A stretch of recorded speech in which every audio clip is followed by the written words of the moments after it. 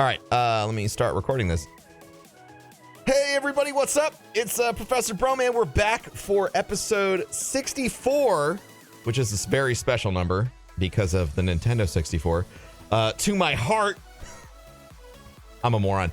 Thank you for joining us today. We're doing this live on Twitch like we have done always, or almost always.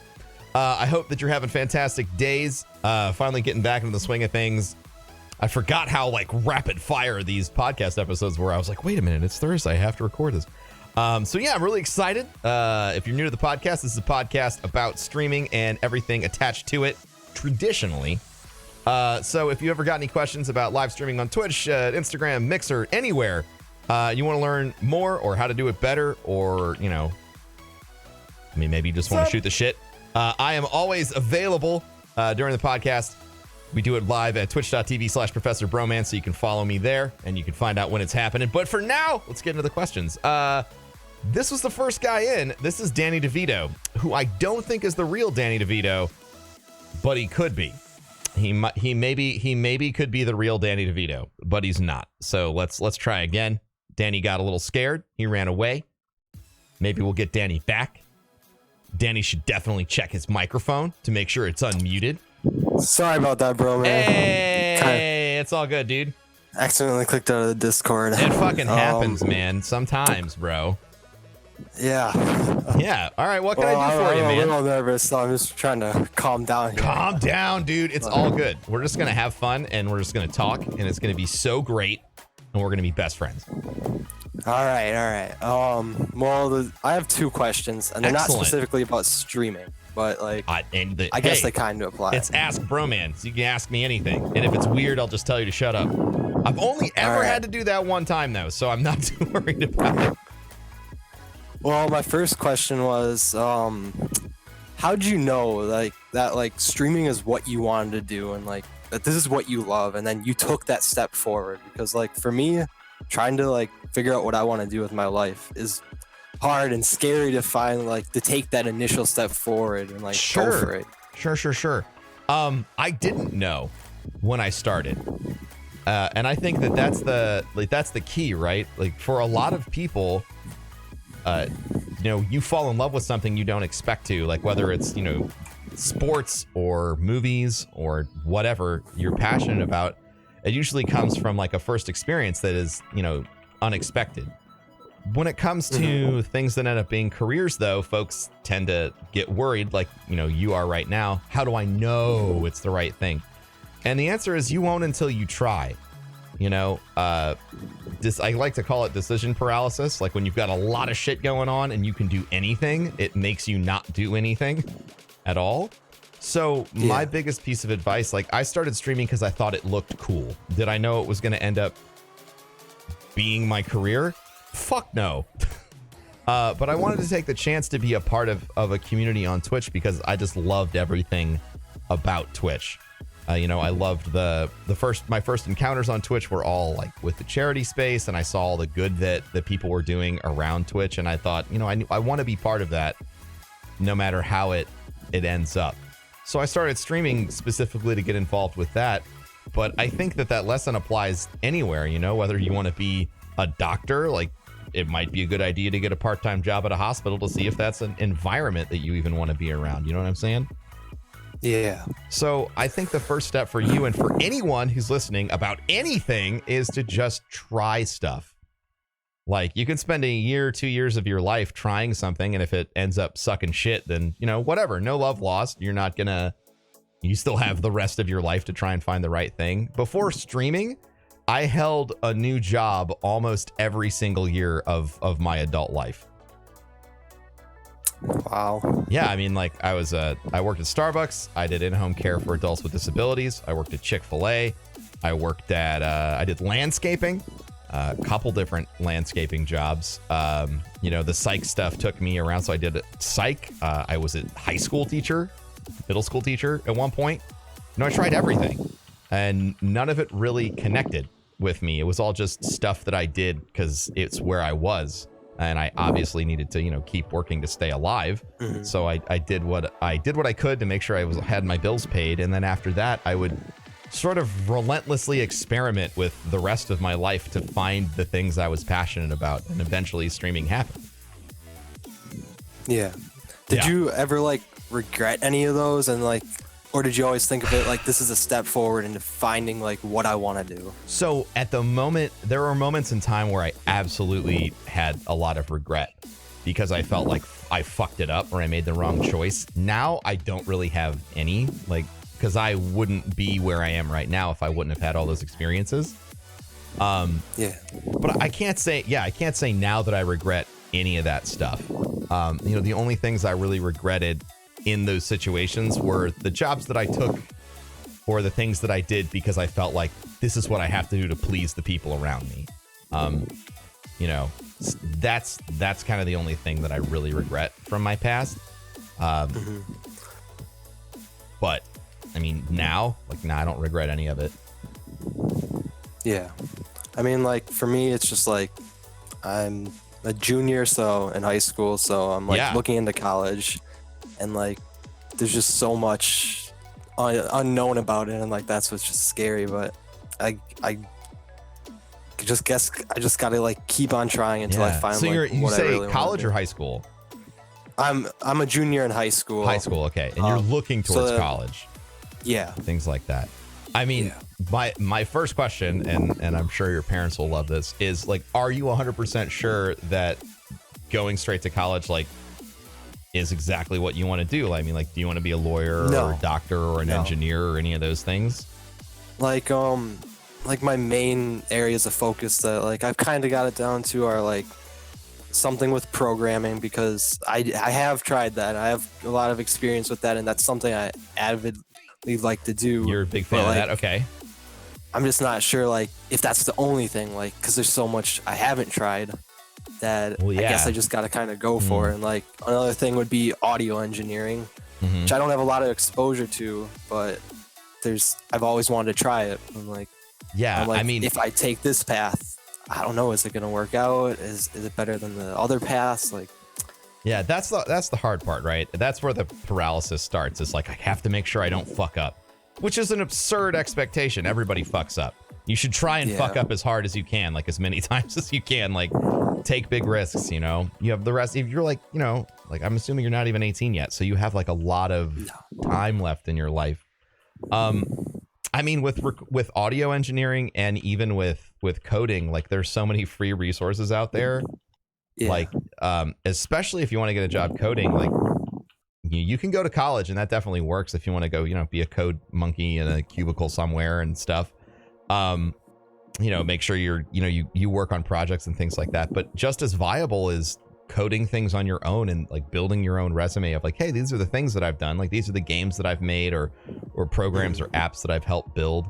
And that has almost as much, if not more value in the current space for software, from what I've heard from my friends who work there, than getting a degree. Because if you have a bachelor's in computer programming but you've not made anything, or everything that you've made is trash, that degree is not going to help you very much. Like a lot of like it's hard to talk to my parents about it, because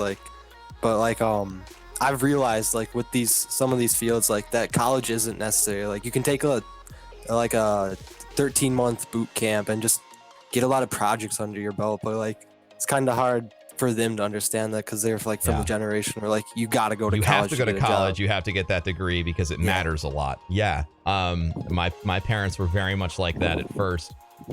My parents are very much like that at first, but they weren't. But now my dad's like, man, I don't know why you ever went to college.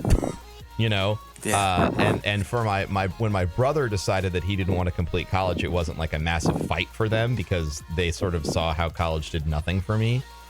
At the end of the day, I mean, like, you're still at home, so you got to play by the rules and things like that. But it sounds like you've got your head on straight as far as like, if you want to do coding, you got the right idea. So maybe having those uncomfortable conversations and being like, hey, look, like I really want to do this or this, and I think that right now saddling myself down with $80,000 of debt maybe isn't the best plan. I'm still paying back my student loans, and we just started paying my wife's student loans back. And it's a lot of money between the two of us. It's like $100,000. You know, that's a lot of fucking money. You know, like, that's a home, down payment on a house. Like it really can slow you down, you know, later. I don't have any kids yet, but I think that it's really important to consider that part of your, you know, financial future as well. If you get a degree, but you're going to be paying, you know, $1,200 a month every year for 30 years to pay it back, that's going to have a real negative economic impact on yourself in the future. So, you know, have the conversations and really consider whether or not college is necessary. Like, it's definitely, there's fields where you have to, like, if you want to be a physicist, you're going to need to go to college.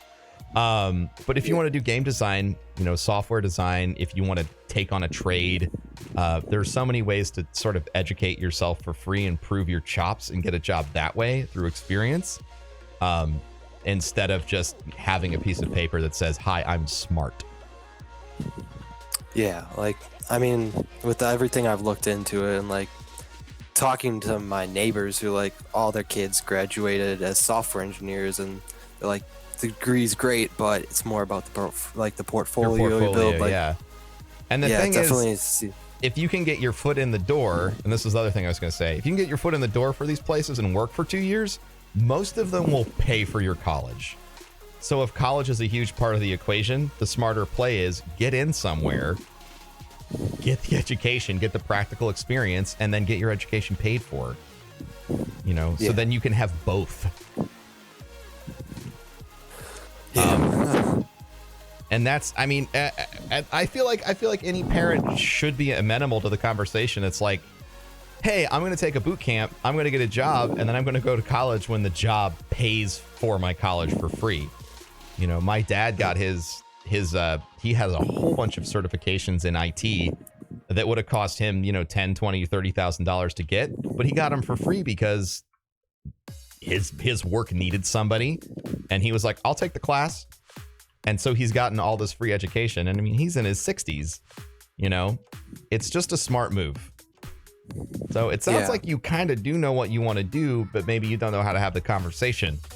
I guess so. Yeah, well, that's fine. I mean, hopefully you've got some ammunition now. Like, I think that as long as you're not in there telling your parents to fuck off, and this goes for anyone who's trying to talk to their parents, I think it's very important to help them understand your point of view. And I mean, saying I don't want to be saddled with student loan debt into my 50s is something everyone should be empathetic to. You know, you don't want to have a mortgage to pay before you have a house, which is the situation I found myself in after graduating. Oh, that's a lot. That's very helpful. Thank you very much. Yeah, man. I mean, is it still okay if I ask my second question? Yeah, fuck yeah, dude. I feel like the question you ask is going to help a lot of people that listen to this podcast that are, you know, under the age of 18 and thinking about going to college. It's a tough conversation to have. So yeah, what's your next question? This question's on a little different note, but like, correct me if I'm wrong, but like, as a kid, you struggled from ADHD and dyslexia, right? Yeah, I have a learning disability. I have ADHD. I assume the other learning disability that I have is some mild form of dyslexia, because reading is fucking hard and numbers don't make sense to me. Although I never had that officially diagnosed, but I obviously suck shit at reading. So that's just what I say. I mean, it seems like you've adapted to it and gotten really good at I it took for speed reading. I took speed reading classes, and that helped up my reading comprehension from like 20% to 70%. So I'm better, but I'm not great. All right, like, well, my question was, like, I struggle with different disabilities. I'm not gonna go into them right now, but like, how'd you like get through it, and like when going gets rough and you just like can't seem to get your work done or like manage to do anything, like, did you like, and like, I want to always blame it on that, but like, I know I can't. I know I just gotta like, you know power that you through it, can't. but it's like really just tough. To everyone else, it's an excuse, even though it's your reality. Yeah, I mean, like, growing up, my parents were incredible. Like, they went to bat for me and argued with my teachers, like any of the teachers that were like, this is bullshit, your kid's just hyperactive. And they're like, no, like, he's fucking like, you know, I got diagnosed before it was like in vogue to diagnose people with ADD and just hand out pills to kids that can't pay attention. And I still got my ass whooped to everybody who's like, you just need a nice ass whooping. Like, I got the ass whooping, and I got the psych treatment, and I got the pills, right? So I got all of it. But I mean, for me, you know, when I was little, it was really hard. The way that I cope with it is I just absolutely have to be doing something that I'm crazy passionate about, and that keeps me focused. So in some ways, this thing that when I was playing everyone else's game, when I was playing the school game and the college game, it was a real, I mean, it really fucking sucked. It really slowed me down. It made it hard to do all the things that everyone else was doing. But now, you know, I have these like limitless sources of energy that I can tap into because I'm so passionate about what I'm doing, that it helps me be focused, which is like something I've never experienced before. Like, I feel like I have a superpower all of a sudden, and everyone else is like, no, that's just paying attention. And I'm like, damn, that's cool. That's what paying attention is. You know? Yeah. So yeah, I think that I can't speak to exactly like whatever your disability is and what you're going through. But yeah, I mean, the fact that you're willing to push through it, and it's okay to tell yourself you're having a bad day. It's okay to like take an extra moment, like whatever you need extra time to do, that's fine. But understand, like, as you grow, as you become an adult, you get to be in charge of your life and design your life's framework so you can create a space for yourself to succeed. Like, I fucking did not do great in school. School was hard. Writing was hard. But now that I'm an adult, like, I have my life structured in a way that I will always succeed. And you'll have, like, just start paying attention to the things in your life that you can do that you notice, like, oh, when this is happening, I'm better. And try and make your life just a continuous chain of moments like that. Yeah, like you said, like, I do notice it's a lot easier to manage it when it's like something I'm truly passionate about and like can keep on doing. Like, but yeah, I mean, thank you for all your like advice and recommendations. This is amazing. Well, I mean, I just want to help, dude. That's all I want. Make the world a better place. I'm glad you asked some fucking kick-ass questions, man. Is there anything that you wanna promote or get out there? Like, do you have a YouTube channel or any place really, where you make content? Nah. Not really like publishing any of my like programming works at the moment. Just like making them. But besides that, no, I don't have anything. I was just glad I could get on the show and talk to you, man. No, that's all good. That is all good, dude. I just wanted to make sure I gave you the opportunity if you wanted it. Well, right. Thank you so much, man. You have a great day. You too. All right, bye, Dad. Oh, his name was Daddy DeVito, not Danny. Daddy. Like, hey, Daddy. I loved it. Yeah, I mean, seriously, just to reiterate to anybody who's going into any field, you should really, really, really consider what you can and cannot do with going to college. Like, if you could do your job without going to college, or get your foot in the door and have someone else pay for your education, it's a way smarter move, because paying back student loans suck. They suck ass. It's just really not fun, and it slows you down for sure. Let's grab Mr. Vengeance. Hello, Mr. Vengeance. Hey, how you doing, man? I am doing absolutely wonderful. Good. What can I do for you? I got some questions. I've been streaming on Mixer for about maybe a month now. I started streaming in January, and I kind of feel like I don't know what I'm doing. I mean, I do. Well, like, no one knows what they're doing at first. That's cool. Right.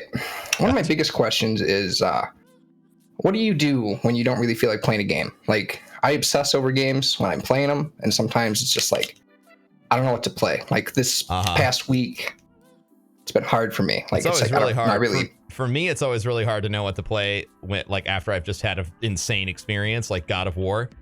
I think that's almost like that's like an unspoken reality of like, man, when it's kick-ass game season and you finish like all your kick-ass games, you go, fuck, like fuck.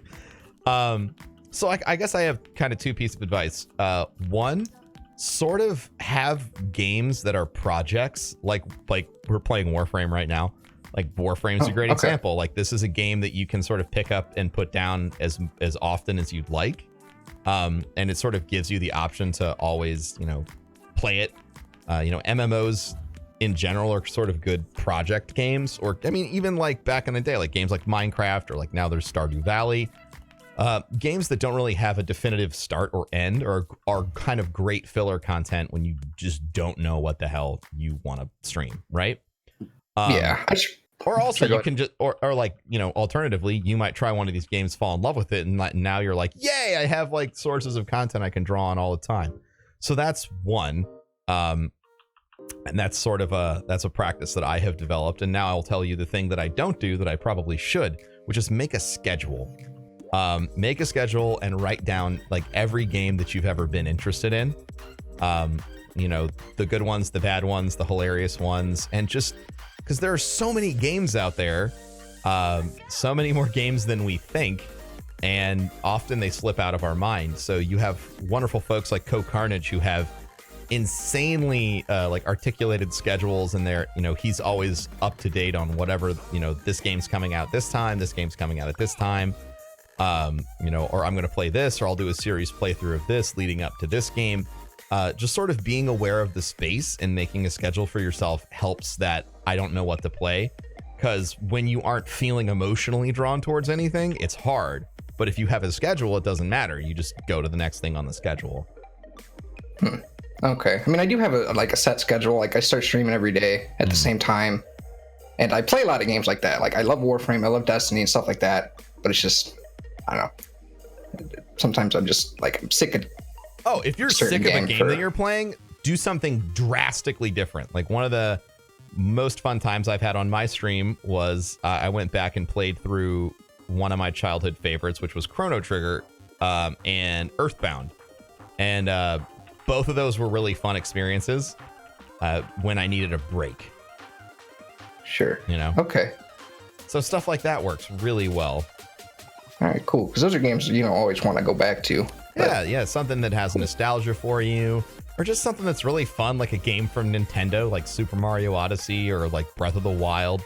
Something that is just going to bring good vibes, because everybody has positive feelings about, specific games. Everyone loves them, so yeah. All right, I got another question for you. I know, do you ever wish that you didn't have all the pressure of playing video games for a living? Like, I know it's like sometimes I get the feeling like streamers that I watch, it's like they rely on their video games as income. Like, do you ever regret that that's like you have pressure to play games? Like, it's not just a hobby for you anymore. I mean, I don't regret it ever, as much as I might have regret the decision I just made in the game I was playing. But I don't ever like regret it. One of the things that I tell people is that you have to realize that when you start streaming, like the ultimate reality of saying I want to play or create video game based content for a living is you are saying I will sacrifice this hobby so that I can have a career, because that's the reality of it, right? Like, the kid that loves to play basketball that decides they want to become an NBA star, busts their ass, works out every day, practice, shoots all the fucking free throws, everything. And yeah, they still love to step on the court and play the game, but it has become a job and there is pressure. So I don't regret that, because I was aware of that choice sort of going into it. Like, I was aware that I was making the choice to no longer be able to have gaming as a hobby. It's become a job. I look forward to like the moment that gaming can become a hobby for me again, because I know it's going to happen eventually. But like the pressure of entertaining people every day and the joy of doing that as well is like, it's unreal. Like, I love it, so it doesn't bother me, I guess, is the best way to say it. Okay. Do you have a follow-up to that? God, I did, and I can't remember it. Give me, I've been having a little bit of luck on Mixer. I've been doing it since January. I just switched over to Mixer about a month ago. Like my goal is not to become like a full-time streamer. Sure. Like I don't want to put that pressure on the games. Like I just want to build a community and like always have somebody to play with. You know what I mean? Yeah. But at the same time, like, is it ever too early to just set up set up tips? Would you advise against that for a bit? I mean, like, I feel like monetizing your content too early is almost always a mistake. Okay. I kind of felt like that too. Because the reality is, if you want to grow your content, you need to keep putting, like, then this is some psychology, but you need to keep putting pressure on people to grow your community, right? So if you give them the option to tip you, they can tip you and they'll be like, oh, all right, well, I've done everything that I need to do today. Done. But if they can't support you monetarily at all, and the only thing that you tell them they can do to help is sharing and growing the community, then it's a huge win for you. Okay, I gotcha. Yeah. Because that's pretty much what I need right now. Like, I love the... Sometimes I get nobody in chat, and then some days I get a lot of interaction, and that's great. Like, the highs are always great. Mm-hmm. So that's good advice. I'll keep that off of the table for a bit. All right, well, that's pretty much it. Thank you for having me on. Appreciate it. Hey, man, thank you for being a part of it. I hope that your journey on Mixer continues to be well. And you should definitely let everybody know where they can find you. Yeah, I am on Mixer at Mr. Vengeance and on Twitter at Mr. Vengeance X7. That's MR Mr. Vengeance. Yes. So mixer.com/Mr. Vengeance. Fantastic. All right. Well, you have a great day, my dude. All right. Thank you. Thanks for having me on. I appreciate it. Thank you. All right. Let's grab, I think it's Polumanized or Poloniumized, perhaps. There it is. Nailed there it. There it is. All right, Nailed dude. it. What can I do How's for it you, going? man? I'm doing fantastic. Good. I'm glad to hear it. Thanks for pulling me in. I appreciate it. Yeah, anytime, man.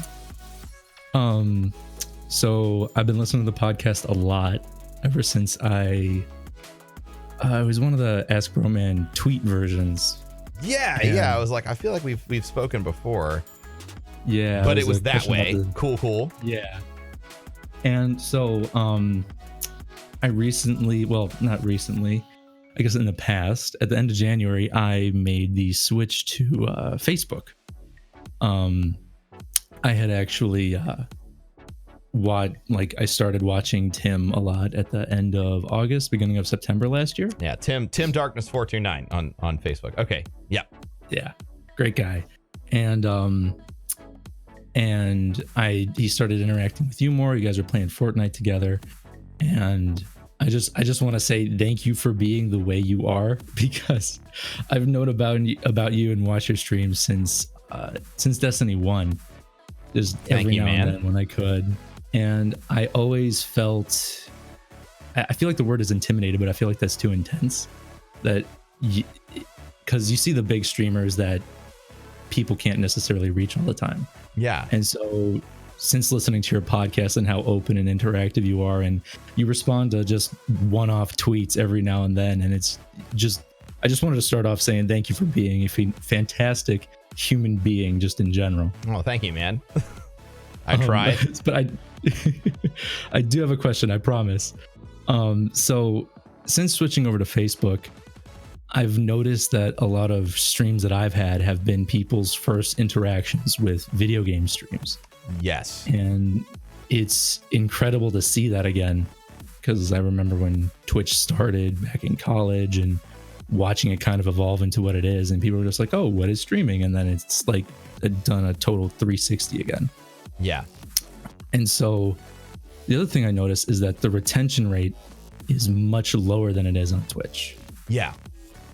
And so was it like that when Twitch started, and how did that culture kind of evolve as Twitch grew up? Yeah, so there's a lot of systems in place that are different on both platforms. So that's part of this, and I'll talk about that first. So Twitch is built around the concept of user retention on live streaming. Facebook isn't necessarily built around that.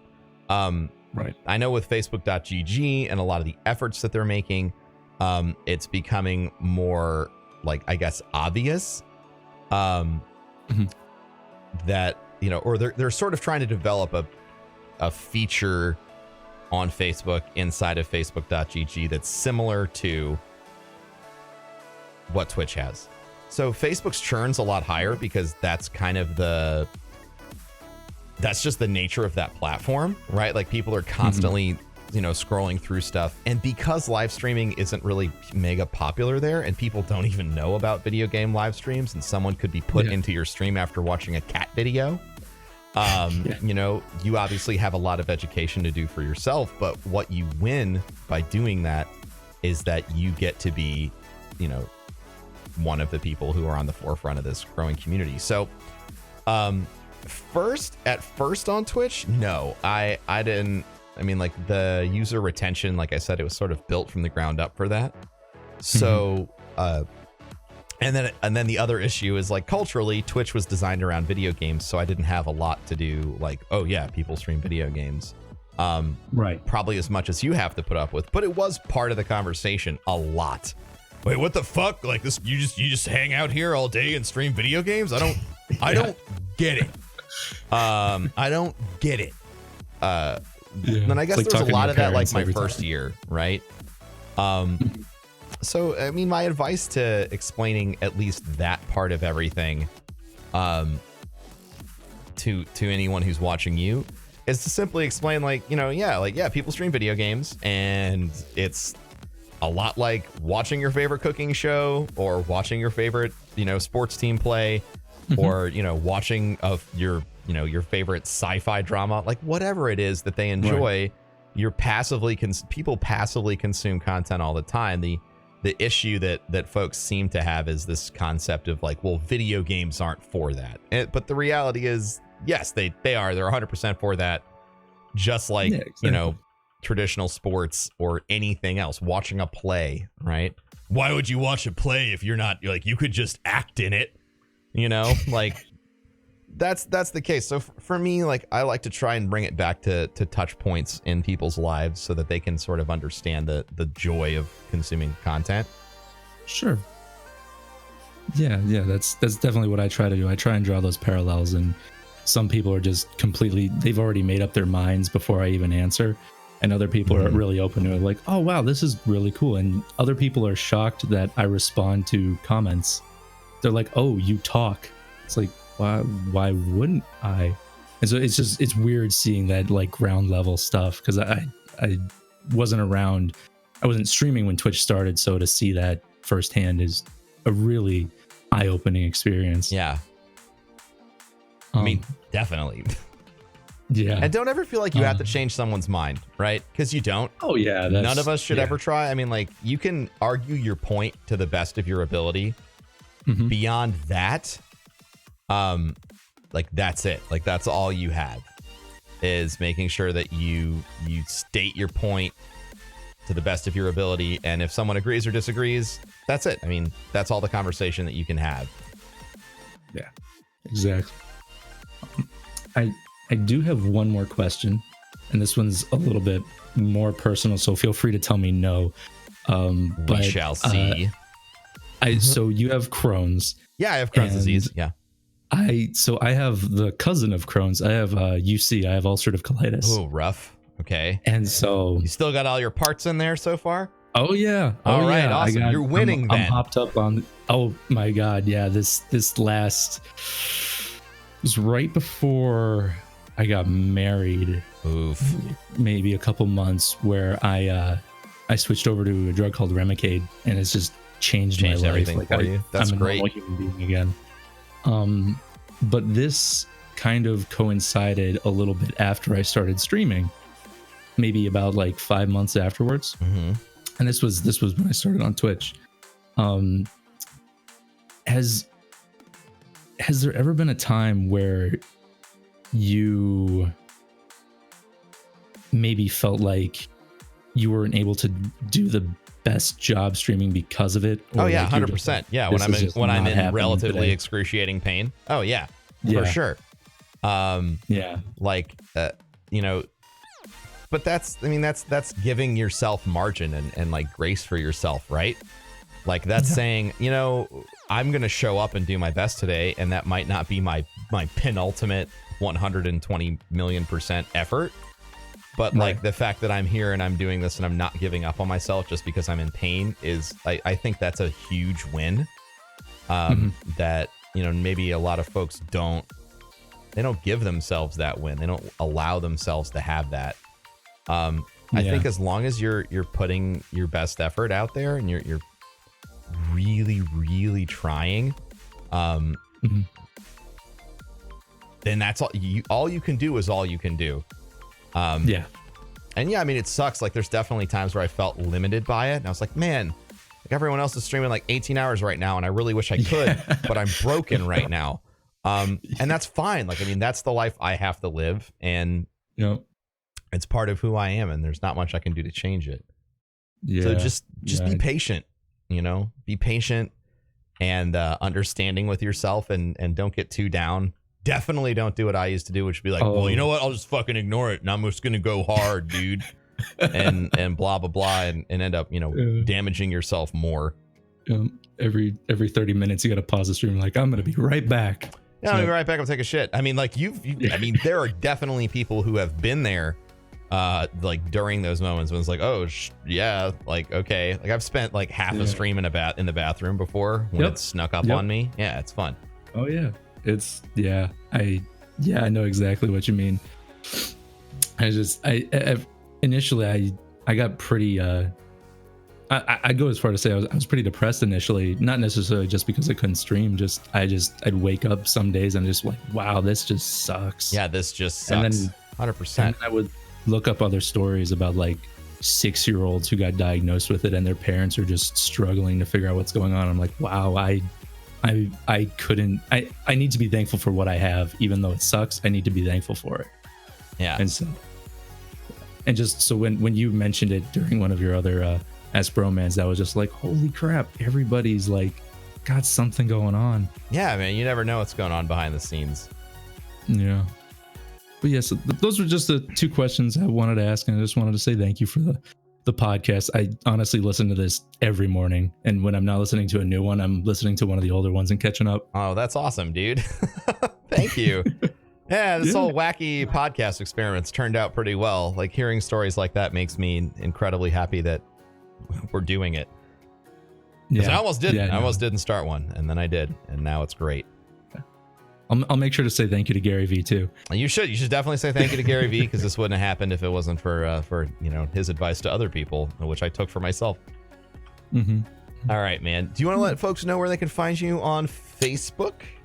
Sure. Yeah. Or anywhere else too, but there. Yeah, it's everywhere. I mean, nobody has this name, thankfully, because it's so just abstract. Yeah. But yeah, so Poloniumized everywhere. POLONIUMIZED.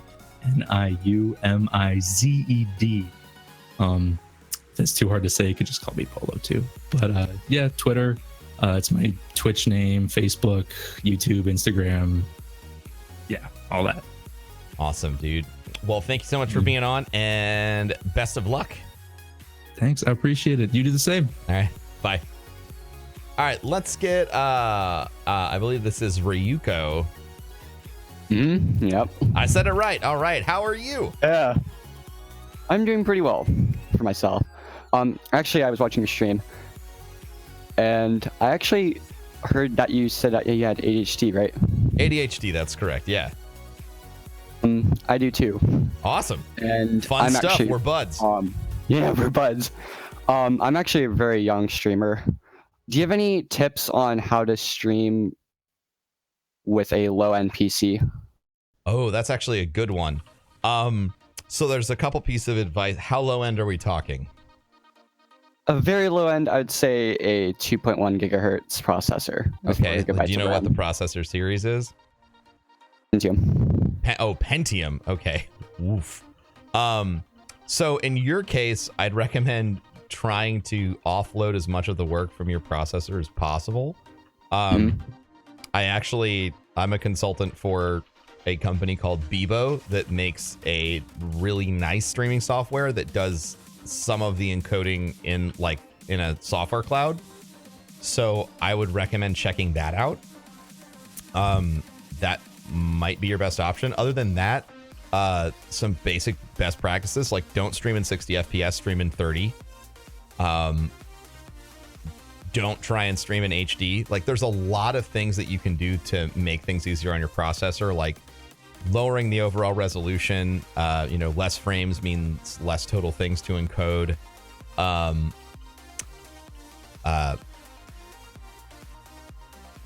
Yeah, I mean, honestly, like those are that's my best advice. 30 FPS, maybe 480p instead of 720. And try out a software like Bebo where you can offload some of the encoding from your PC so you can just focus on streaming. The issue with that is if depending on like how many cores you're running, it might be incredibly hard to run the streaming software and whatever game you're playing at the same time. But I stream mostly on Xbox with the Mixer app. Gotcha. I mean, that's been working. Yeah. Okay. Cool. Yeah. I mean, if you're doing all right with that, getting a capture card and running it through your PC might be like, it might work, but it might be just better to, use what you're doing right now. And another question is, mostly now, like on Twitch and Mixer, there's been controversy about some games being very popular, and newer streamers, like people that are very on the low side of streaming, they don't get that much viewers due to Fortnite or like PlayerUnknown's or League of Legends. Sure. Think about that stuff.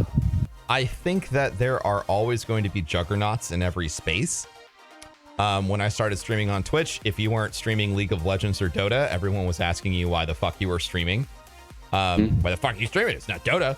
Fuck, I don't understand. So what, you just stream this fucking Borderlands game all day? Like, you fucking get good, play League. That was my experience. So there's always going to be games that I guess outperform everything else on a platform.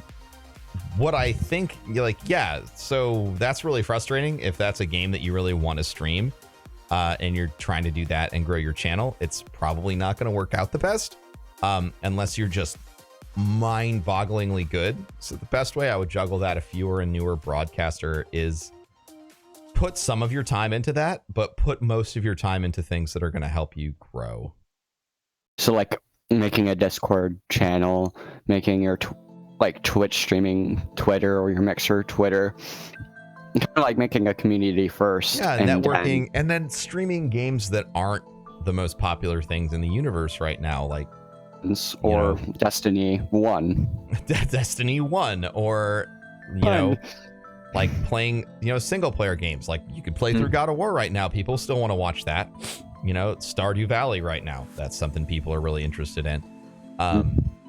There's always games that are on everyone's radar that aren't like the hottest commodity on the market. And I think especially as a growing broadcaster, someone who's starting out, focusing on, if your goal ultimately is like, I want to stream Fortnite full time. Awesome. Build your community as much as you can in other places and continuously pepper that content into what you got.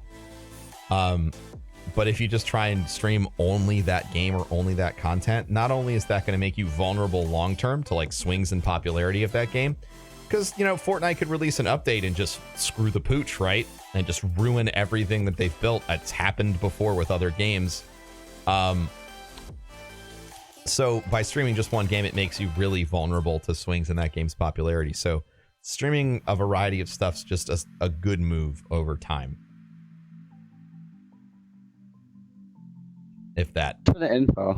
Yeah, hopefully that makes sense. Yeah, I mean it's a real conundrum for a lot of folks. Like, I understand that it's frustrating that like, well, it's fucking, you stream this game and then you get 1 billion viewers, and when I stream it, I don't get those viewers, and that's fine. But building a community in one place and then transplanting it everywhere that you go is really huge. And over time, doing that consistently for a long time is going to build your overall viewer base of people who are there to watch you. And that's the real win.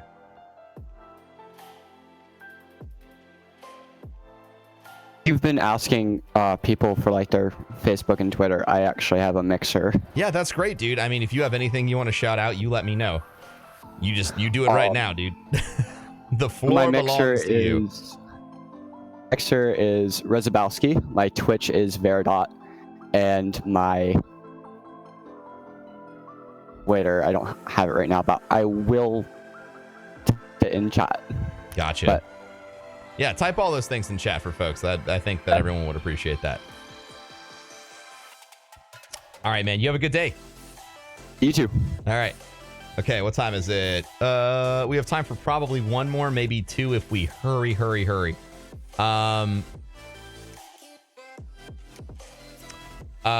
Let's get Camo. Hello, Camo. Hey, how you doing, man? I'm doing wonderful. Oh, I need to mute your stream here. It's doing double. Yeah, no problem. Yeah, but I want to thank you because I took your advice and did some lower games. I've grown a lot, and awesome. too. So my dream is to like really just be like grow on Twitch and just be huge. Cool. Yeah, my goal you want is to make like, it your full-time job. That's great. Yeah, I would love to, because that's what I understand myself 10 years. But my goal is like go to college, but be able to drop out of college and like just stream full time to be able to support myself. Would you call it a reasonable dream, or do you think I should like aim for something else? Why are you going to college? Because I want to have a fallback in case it doesn't work out the way I wanted to. Gotcha. Okay. That seems logical and reasonable to me. I guess I'm trying to place my next questions for you. So yeah, what are you in college for? Probably like a mechanical engineer or like a civil engineer, something like that. Yeah, no, that's awesome. So it's a really practical field that you need to be in college for. So Yeah. that makes sense. I mean, yeah, I think that, studying full-time and streaming full-time is cool. That's a smart plan. Like, I worked full-time and streamed full-time. I used my position that I was in to motivate me to stream every day because I really hated the jobs that I had. So I think that seems like a reasonable plan. Yeah, I know what you're saying. Yeah. As long as you're not restricting yourself like to a specific timeline or saying like I have to have this by this date or things like that, like I think it's really a very level-headed way to approach stuff. Yeah, I don't really have any more, thoughts or critiques on that. Yeah, all right. So I was just wondering, like, from someone who sort of made it a little bit in here, that if that would be a reasonable thing. Yeah, it's beyond reasonable to assume that if you're good at something, you'll grow. I really don't. Like, you're really just in a great position. Like, you're not trying to say like tomorrow I'm gonna quit because I'll be full time. You realize that there's growth to it, and it takes time. It takes time to get where you want to go, and I think that's just fantastic. Yeah, I know what you're saying. I got one more question. That's Sure. all right with you. Yeah. So among my friends and among everyone I stream with, they know like whenever I'm live, I'll post my links everywhere. I'll just spam everyone, and like I'll even bring it up in real life conversations. Do you think that's a good way to get my name around and like grow a community, or do you think I should be approaching it in a different way? Yeah, talking to people in real life's great. Another fantastic way to grow your community is to be involved with as many different communities on Twitch or anywhere else as you possibly can be. So, showing up every time your favorite streamers are live, spending 10 minutes in chat, talking to everybody there, not necessarily the streamer. This is advice that I've been giving a lot lately, and I have yet to hear anyone take it and be like, damn, that sucked. Because when you show up on a channel and all you ever do is talk to the streamer, like, I am aware of that shit. Like, I see it and I go, okay, well, this person is here for one reason and one reason only, and that's to talk to me. And as much as I appreciate that person, I appreciate the person who's there to be part of my community infinitely more. So not only are you winning over individual users in chat who you're, becoming friends with, but you're winning over the broadcaster too while you're doing that, and you're not even aware. Most people think that you have to like become my best friend for me to raid you. Most of the viewers that I've ended up raiding, throughout the years haven't been, folks that always talk to me. They've almost always been people who have been, pillars in the community that I have built on my channel, and they're always there and everyone always likes them. So those are kind of my best pieces of advice. All right. Right there. Thank you, man. Yeah, thank you, dude. You have a great one. Unless, of course, before you go, let everybody know where they can find you. All right, I got my trademark here. You can find me at twitch.tv/TheTrueCamo. The True Camo. It'll be hard to see him because he'll be so invisible. Exactly. Hashtag bad jokes. Awesome, dude. You have a great one. Yeah, you too, man. Thank you. All right. I got 12 minutes left. I have a phone call at 6. And I also have to go pick up Amy's present. So, let's grab one more person. Let's get the Tainted Raindrop. This person's been trying to get in for a while. So, how you doing? Good. Can you all hear me? I can hear you wonderfully. Sweet. All right. Hey, bro, man. Hey. Just have a couple questions. So mine is more of like a time thing. I've got my own townhouse. Don't have roommates. I'm making all my bills all by myself. Kick ass. I have 2 jobs. Yeah, man. I'm killing it. So you are killing it. Absolutely. I love the confidence. So I'm trying to get out of the FedEx gig. I'm shoving boxes in a box. Monday was 7 hours a day, and I'm supposed to be part-time. Gotcha. Stuff happens, building goes down, whatever. But so I'm more like so time constrained because my first job is United Health Group. I'm computers all day long. I fix them, whatever. So just employee side, so not customers, but any employee United Health Group, they give me a call, I fix it. So for me to get in streaming is super time constrained. So when I'm starting out small, to build that community takes, obviously investment on my end as just as much as like a lot of time. Yeah. How do you work with that time constraint when you were first starting out? I mean, every free moment you have, you should stream, which, I think I was going to say that. Do you need both of these jobs to make all of your bills happen? Yeah, pretty close. Okay. Is there a way that you could downsize your life so that you only needed one of them? It'd be, I don't know, because United Health Group pays for like basically all my bills. I got basic internet. I don't have cable. Yeah. So with my mortgage, it's it's about $800 a month, $818. So I got my college loan, so I went to school for obviously like computer tech, IT, stuff like that.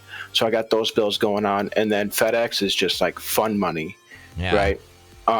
Plus, wherever else I buy something for the girlfriend every once in a while, soon to be fiance. So I have that most of that money is already saved for the ring. Nothing super crazy or anything like that. But FedEx is fun money / oh God, I have to pay this bill.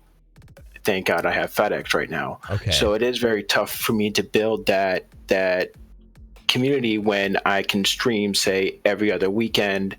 That kind of thing. I mean, okay, so the first thing I'll tell you is if you could find a way to get rid of one of those jobs, you need to. Because eventually something's got to give. And if it's your dream, like when I started streaming, I worked full time, but I also streamed the other 8 hours of the day. And if you can rearrange your economics, like move to a different, you fucking move to a different apartment, move to a different city, move to a different part of the city where you're in, whatever you can do to get back, the other half of your time, so that you can invest it into growing, I think is the smartest move. It might be the hardest or impossible given on your other goals. Other than that, I mean, you might not be able to invest enough time to really grow a solid Twitch community, but if you can make content for YouTube, Instagram, Facebook, everywhere else that isn't Twitch, that might be a better use of your time. There's a lot of different ways to go full time making content that aren't streaming on Twitch. So, right. And doing those other things might provide the economic freedom to quit job number 2 and make job number 2 content creation full time. You know what I'm saying? I think it's just about running the numbers and finding where you have space to change. Right. Because like I said, I can. I'm pretty computer savvy, so if I see someone in chat having an IT issue, I'm like, oh, do this, stuff that depending on what your budget is, build a new desktop, use Ryzen, something like that. So I can come up with pretty solutions on the fly. So I would definitely figure out probably YouTube. I can, make a video on the weekends or something like that. And it's very unique because with my background, having a YouTube video, I'm not able to go research an issue for, say, an Elgato capture card or something like that. I know how to research it for myself, but to say, okay, if someone's having that issue, to have that instant feedback of what someone has and research it, come back with an answer is something that I'm very good at. But to put up a YouTube saying, here's how you fix this, is very different because I don't necessarily have that problem that a lot of people would have, kind of thing. So yeah, that definitely helps and gives me an ideas on where to go with the time constraints I have, because eventually the idea is to get out of FedEx and probably do some sort of content creation to pick up that, to fulfill what FedEx is for. So yeah, it sounds like you got ideas. I think that you definitely need to just re-examine everything. Start making content everywhere you can. Oh, hi, sorry. Sorry. Yeah, I was muted. I think it's time for you to re-examine everything. Make content when and where you can on every possible platform, and slowly titrate out the second job that you have. Also, I mean, like, I don't know why you brought up not having a significant other, but like, I mean, if that's not something that you want to have right now, then, like, there's no rules in the universe that say you need to be in a relationship. I definitely want to have a significant. Okay, I don't know if right. I misspoke. I probably misspoke somewhere or said that's something. Cool. All right, no, that's fine. No, that's fine. That's fine. If you're happy, then you're happy, and that's great.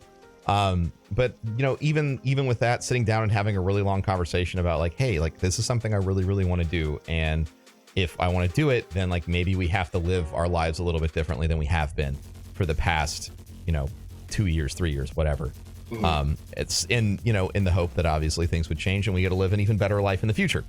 But that's what I got for you, man. I have a hard out at 6. So shout everybody out shout yourself out, let everybody know where they can find your content, and I got to get going. Yeah. Tainted Raindrop, I'll be in the chat. I don't have like an exact YouTube or anything like that going, so I'll get that set up soon when I can. So see you all in the chat later, guys. Yeah. All right, dude. Talk to you later. Bye, man. All right. Thanks everybody for listening today. Thank you for taking part in another fantastic episode of Ask Broman. I love and appreciate each and every one of you. I think you are the super duper mega ultra coolest. If you're new to the podcast, if you could leave a rating or subscribe, it would mean the entire world to me. If you don't want to do either of those things, but you feel like you heard something that reminded you of a friend, tell your friend about the podcast. I love and appreciate every one of you, and I'll catch you next time. Peace.